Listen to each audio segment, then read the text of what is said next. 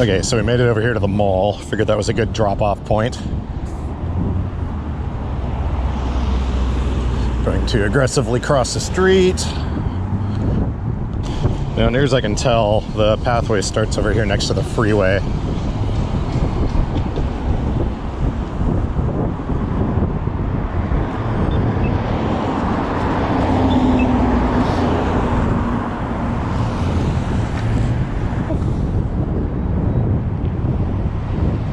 Hey!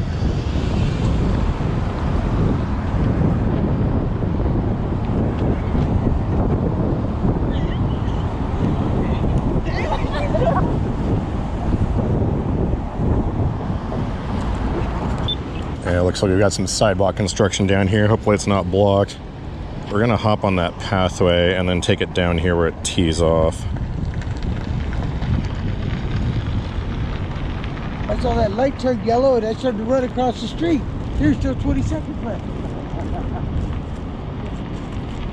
Cool story, Hansel. Thanks, Olaf.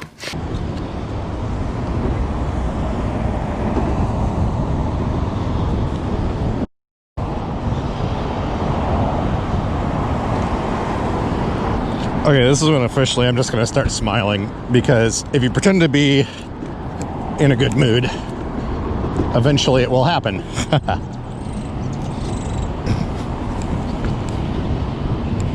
At least they're fixing these sidewalks.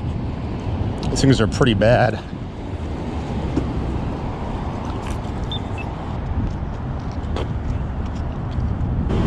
This is definitely one of those areas where you gotta keep your head on a swivel.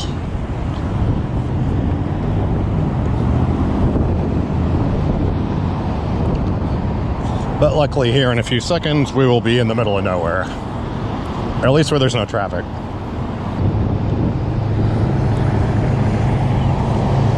So this bike lane, or multi-use pathway or whatever, should be right up here. Ah, there it is.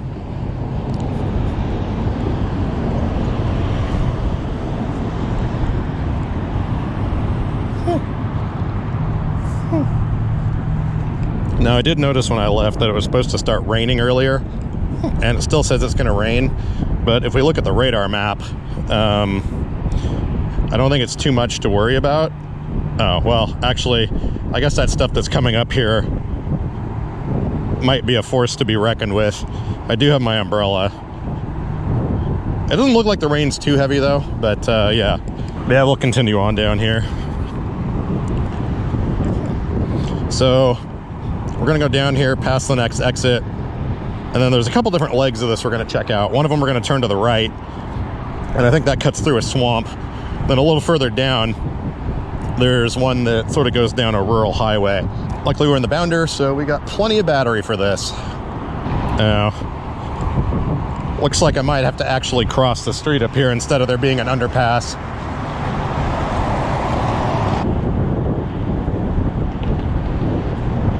Yep, looks like we get to use the crosswalk here.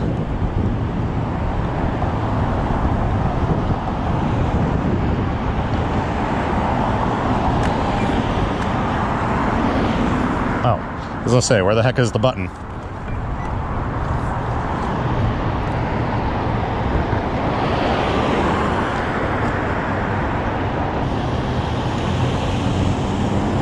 It's where the people stop when they clearly have the right-of-way.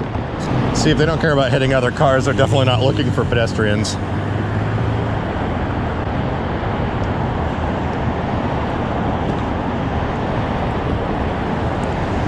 Get my hand on the horn here.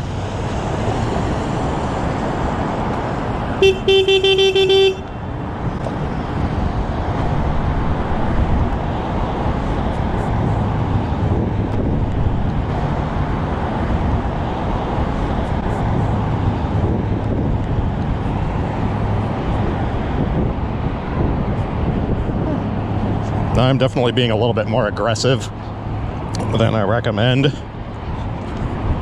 but I'm not doing anything that's actually dangerous.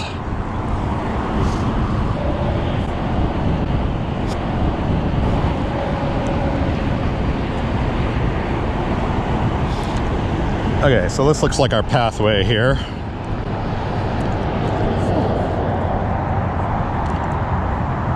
Okay, I kind of forgot that this camera has a wind noise reduction mode, and I didn't have that turned on.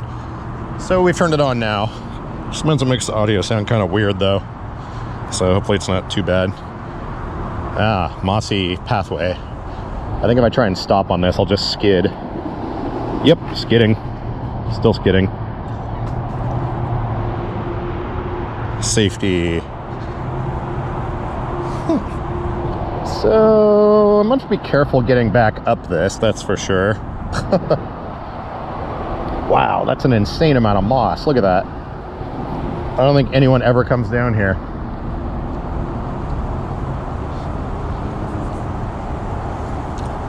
And I'm not going full speed, just, yeah.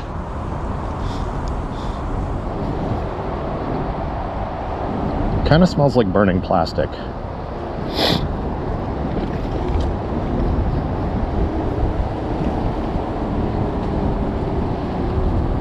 Yeah, that's the thing with rear-wheel drive chairs. When you're going down a hill that's pretty steep and you want to stop rapidly, things get kind of sketchy in a hurry because your back tires will just skid and you won't be able to steer very well. So it looks like this just connects through to an industrial area over here.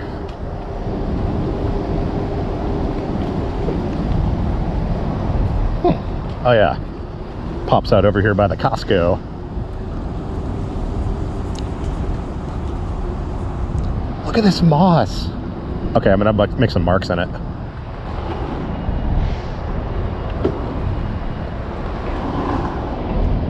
Actually, it's pretty resilient. Even skidding my tires barely does anything. Okay, so this is Costco. And according to the map, our trail doesn't go anywhere else. So we're gonna head back and continue on down to that next section I wanted to check out. Yeah, see, there's just little itty-bitty skid marks. Private property, no trespassing. As of 7/24, all items will be discarded. I'm assuming that means not on the pathway. Usually when they have no trespassing signs, it means for the areas around the pathway. In Oregon, the way the laws are set up, oh yeah, looks like they're posted off the trail. But if the sidewalk connects to a pathway, it's considered public access unless there is a way to physically close the trail.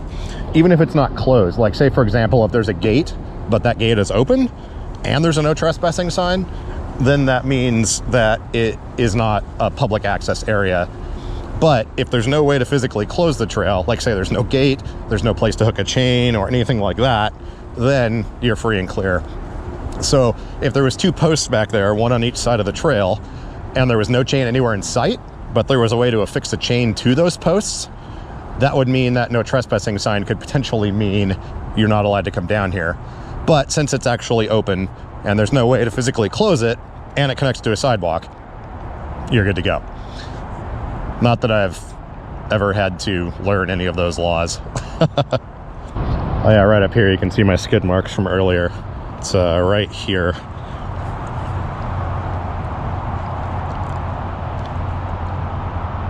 Yeah, these bounders are a bit slow on hill climbs. I'm looking down at the gauge. We're pulling 107 amps from the batteries right now. It's cold outside though, so I don't need to worry about turning on the cooling fans. Okay, back to the bike path. I'm reasonably sure that there is an underpass that we go under because the trail crosses the freeway. And, well, it's either gonna be an underpass or a bridge, and I don't see a bridge down here, so yeah, something. Okay, so apparently where we're going is called the Sunrise Path. Yeah, okay, so that splits off right here. Oh wait, I think there might be a McDonald's at the other end of this path. Well, it's a number of miles down there. Might be further than I want to go. But depending on how cold or how windy it is, we might have to stop at McDonald's and get some hot coffee to warm up. Once again, I managed to get out without my gloves. It's not ridiculously cold, so that's a bonus, but yeah. Oh, So this path goes down here and stops in the industrial area. Then you have to cut through the industrial area, and it picks up again over on the other side. I'm hoping there's sidewalks. So it looks like we're gonna get off the path and take a left, then go down to this other street here. And go down that ways for a little bit.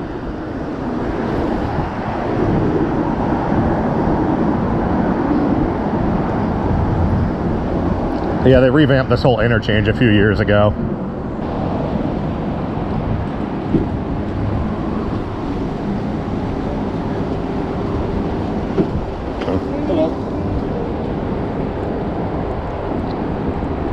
I know you can't see it on camera, but I did nod, and then they said hello. I don't just completely not respond to them.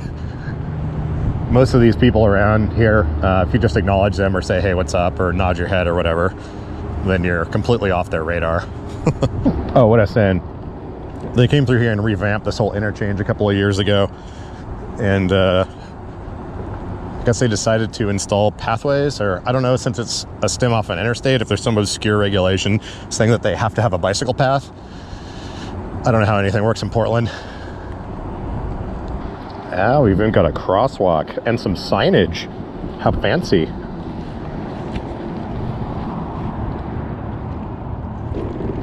I know the camera's just pointing straight ahead, but I can assure you I am looking both ways multiple times. So, gotta go down here a few streets. I think there's a military installation down here, or like National Guard or something like that in this area.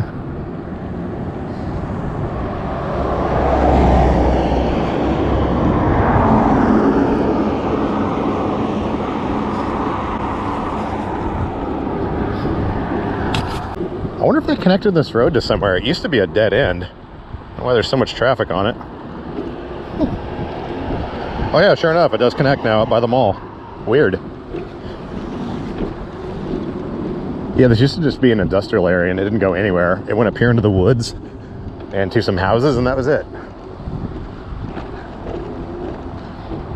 Just for reference, the freeway is over there and some TV transmitter towers. Oh, actually they took, I'm looking over at them, looks like they took the antennas off the top. Wonder what they're using those for now. Weird.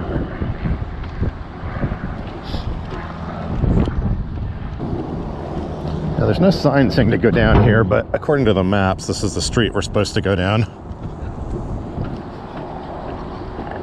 Looks like we get to use the street because there's blackberries and I have air-filled tires.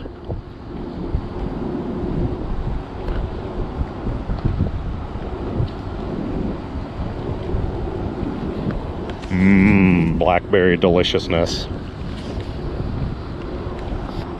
Here's the question. There's no one on this road, so do I bother getting back up on the sidewalk?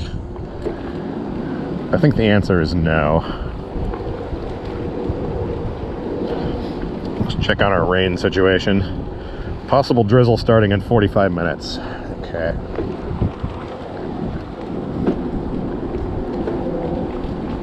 I'm gonna go ahead and hop back up on the sidewalk here since we're coming up to an intersection.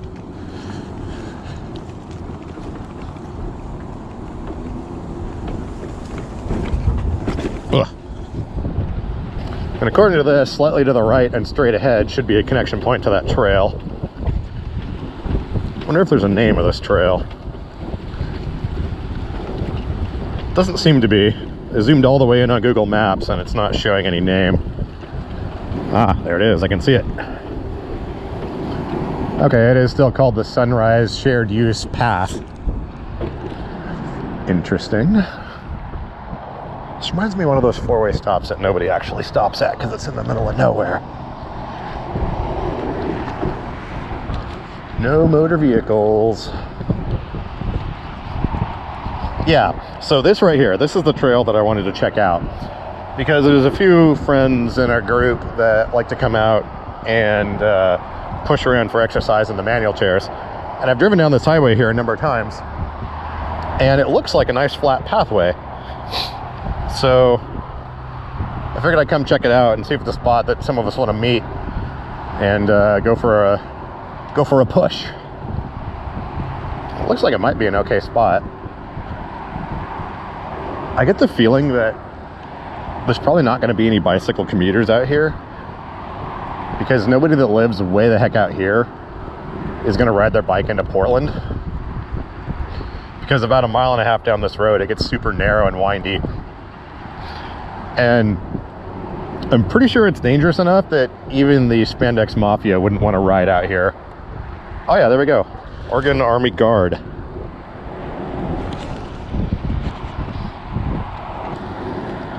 I hope this camera is not underexposing everything and just looking at the sky. I'm gonna turn off my headlights just because I don't want to attract attention. I mean, everyone can very plainly see me, but if they're getting blinded, they might, let's see, how can I spin this? I don't want people to be looking at me instead of at the road, because they might get into an accident. Yeah, there we go, that's my excuse. Now I'm noticing some interesting things over here. So we've got these woods, and there's like an access street that goes up there. Then we've got random pylons with what looks like conduit or maybe gas relief or something. And then the key thing is this fence over here that has signs on it about every 20 yards. And there's a giant sign that says danger, keep out. I'm wondering if that's part of the military installation. I don't see any sensor wire on that fence, but there's definitely something going on over there that reminds me of government property. Yeah, it looks like we're going to get close enough to this fence to actually read some of the signage. Yeah, every other sign is different too. This is why I love exploring. You find random things like this. I am getting an interesting vibe from these woods too, like it's some sort of training ground or something. Oh yeah, there we go. Oregon military deployment, no trespassing. Oh, okay, now I get it. Explosive hazard. Okay. In some of the past contracting work I've done, there was some, and I know exactly what this is now. Interesting. Huh. See, that's the thing. You find interesting little things like this when you go out and explore. I got to respond to some text messages real quick. And actually, now that I'm looking around, there is video surveillance all throughout this pathway here. I realized I stopped to take a picture of one of the signs and send it to a friend. And I just realized that that's probably not the best idea. I mean, I don't think it's going to be an issue. But taking pictures around military training sites is not something that, well, let's just say don't do it. Okay, so back to this pathway. We've got a little bit of a hill here. It's not too steep. Give a very slight workout to pushing in a manual chair. But it's been completely flat up to this point. See if we can find more information. This property is protected by electronic surveillance. Explosive hazard. Yeah, interesting.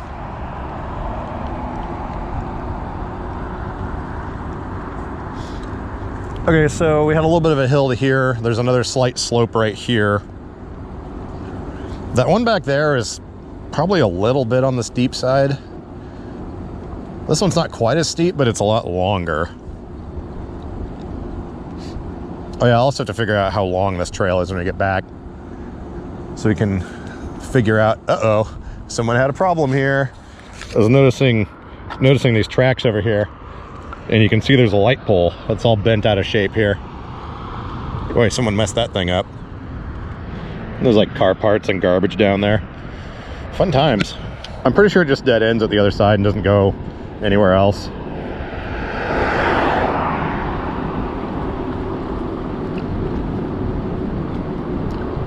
Oh, it looks like it does continue a tiny bit over to that street. I'm getting this feeling I should head back though, so we're gonna turn around. I don't know what it is, but I always listen to my gut feeling when it comes to things like that. See, how's our battery doing here? We're at 85%. Yeah, so I'm just gonna head back. I'm gonna shut off the camera for a minute. If I notice anything interesting, I will come back.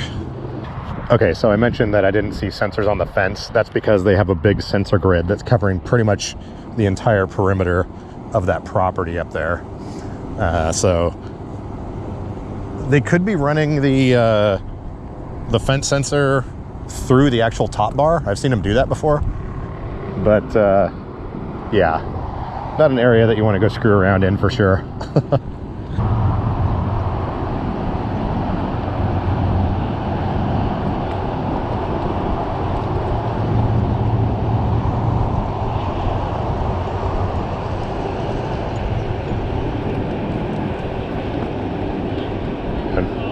How's it going?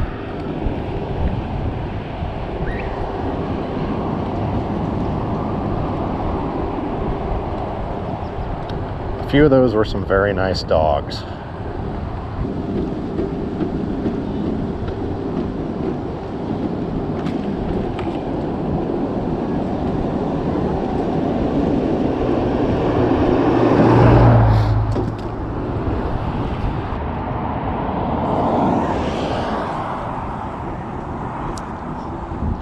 In preparation for getting back over to the mall area, I brought my 980 lumen headlamp that has a strobe mode on it. I'm going to stick that on my head, and you can adjust the strobe rate of this thing. And I found it's very, very handy for crossing streets in areas where people don't pay attention. As you can see there on the ground, I think you can see the flashing. You can adjust the blink rate of it. So I set it to like a super obnoxious mode, and then you can focus the beam pretty much wherever you want. So I'm going to stick this on my head in preparation for that high traffic area we're about to go back to. Now that's high fashion right there if I've ever seen it.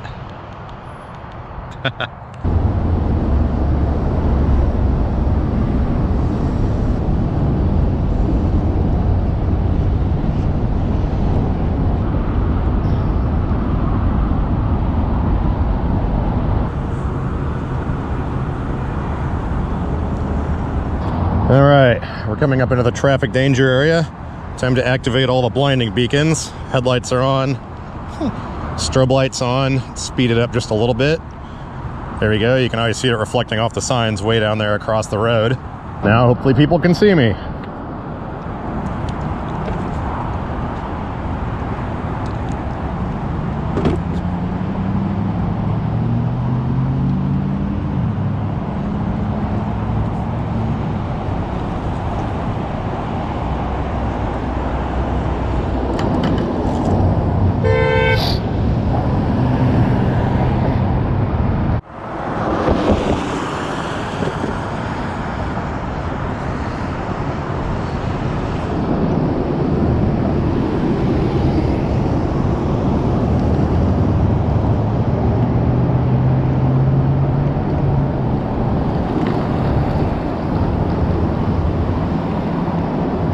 I don't know how people don't see that. Like, really?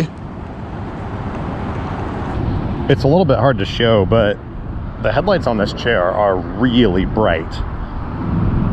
Like, what was it, 2,800 lumens or 3,600 lumens total? And then combine that with a 900 lumen strobe lamp. It's just insane to me that people somehow don't see all that. I mean, look at everything around here is like flashing. How do you not see it?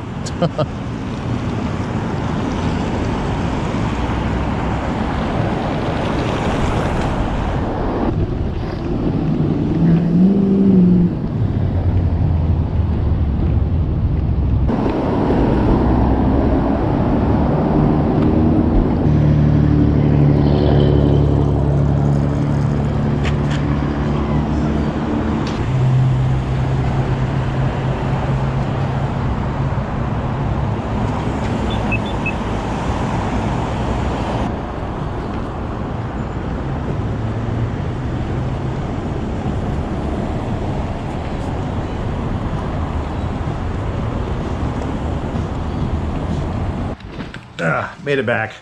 Just started raining, so timing was about perfect on that.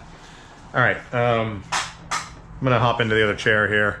We'll go inside, figure out what the distance was on that, and look up some other things on the map just for no reason. Oh, and for reference, on the bounder here, our battery is at 74%. So, yeah, all that running around, no sweat. Okay, I figured it out. That section of the trail is 1.76 miles. It's really hard to see because the yellow line that I drew is the same color as the road, but I used Google Earth on my phone, and they have a little measuring tool in there.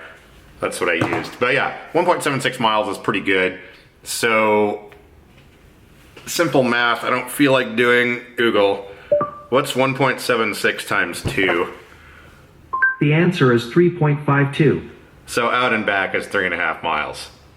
I think that's a good exercise for pushing around in a manual chair. I mean, I can't do that far. And right now I can't really use the manual chair at all because of my stupid elbows, but hey, I mean, I have no problem running along with people in my power chair. That way I can tow them up the hills if I need to. But yeah, anyways. By the way, the video I posted yesterday about not suing me, it's business as usual for me. I'm not worried about it. In fact, I'm actually a little bit more motivated now. There's been a manufacturer, a vendor, and a few private parties that have attempted to put me on notice. None of it's been official. It's just basically letters of intent. Now, obviously, I still have to pay for my attorney to deal with it. And in every single instance, they were absolutely and completely 100% buried. There's no standing whatsoever. But getting out that video is what they recommended. Get in front of it to show that, hey, look, this is a thing that's happening. And the more people that keep trying to do this, over time, we can point back to this video and say, hey, look, this has been going on. One of the places when we challenged them on their letter basically said that it came from an employee that wasn't speaking for the company, and that employee no longer works there conveniently. I'm not the only one that stuff like this has happened to. I know of other people that have had similar issues with some manufacturers and things before. You know, I'm seriously more motivated now. These, like I said in that one live stream, I don't know if you saw it, it was kind of long. These are the Permobil lighting cables. This is for the old generation, this is for the new generation chairs. And at this point, I don't care. I'm gonna make a priority of getting this schematic up, and I'm going to basically explain how the lighting systems work and what each of these wires do and how someone could plug them into their chair if they want to add their own lighting that's not $975. I haven't made any official programming videos yet. I'm probably gonna be doing that as well. Obviously there is still a barrier to entry for buying the hardware that's required to interface with your chair. And like I mentioned before, still working on the Arduino project. Basically it's just a CAN bus interface. I don't think there's any security at all, so it shouldn't be that big of a deal. I'm motivated by this, and you know, the whole thing, if any of you follow Louis Rossmann as well, with electronics and phones and all that, this is our equipment, this is our lives, this is more than just a cell phone. The fact that they're willing to hire so many people that are so incredibly inept, I mean, nothing against them, they're probably just not paid enough to care, or the companies don't want to pay for training. I mean, I'll give them that. But why is there such a laissez-faire attitude towards people whose electronic devices are an extension of them? We can't just, I mean, if you didn't have a phone that worked, yeah, whatever, you can borrow someone's for a day. It doesn't work like that with wheelchairs. Why are we forced to be stuck with things that are programmed in such a way that we can't even use? And anytime we need to do anything or get repairs, it's like 1 to 3 months. I know I'm preaching to the choir here, but I'm just saying, it's business as usual for me. And if nothing else, I'm more motivated now to get more information out there. Unfortunately, disclaimers mean nothing. I have kind of put a thing at the beginning of a lot of my repair videos, but even signing waivers in this day and age has absolutely no effect on people's ability to sue. Arbitration agreements, hold harmless agreements, all that stuff doesn't matter. So I think the biggest thing, what I've been hearing from everyone, or from people I've been consulting with on this, there's a radio show, Bill Handel, called Handel on the Law, where he gives marginal legal advice. The way he approaches it is just with a lot of satire. And I think that might be the way to go about it. I'm still trying to figure things out, but in the year 2020, you have to be careful what you say. You can't just say things. You can't just show people stuff. You can't even share your own experiences. I mean, you can, but you've got to be prepared for potentially people that are going to try and cause problems. I'm not trying to dissuade anyone from doing anything or saying, hey, you shouldn't film videos for YouTube if you don't want to. There's just a lot of obstacles that get thrown in your way, and you've got to be prepared for it mentally. And the more this happens, the more motivated I get. So anyways, back to how things normally are. Nothing's changing. We're gonna keep pressing forward. Thanks for watching. I'll catch you in the next video.